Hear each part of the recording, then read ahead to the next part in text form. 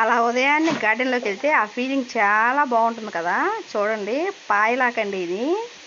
Morning వెళ్ళగానే ఎంత ఫ్రెష్గా కనిపించిందో, అందుకని ఫస్ట్ పాయలాకు కోసి అమ్మకు చెప్పాను పప్పులో పెట్టమని.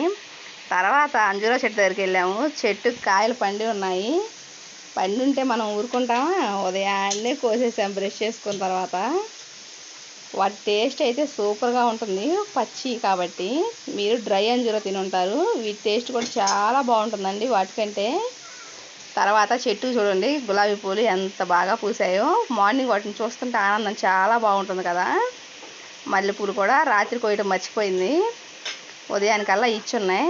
ఇలా గార్డెన్లో ఉదయాన్నే వెళ్ళి మన చేతితో మనం కోసుకొని వంట చేసుకొని తింటే చాలా బాగుంటుంది కదా. మీరు కూడా గార్డెన్ ఉందా? ఉంటే నాకు కామెంట్ చేసి చెప్పండి. మన వీడియో నచ్చినైతే మన వీడియో సబ్స్క్రైబ్ చేసుకోండి.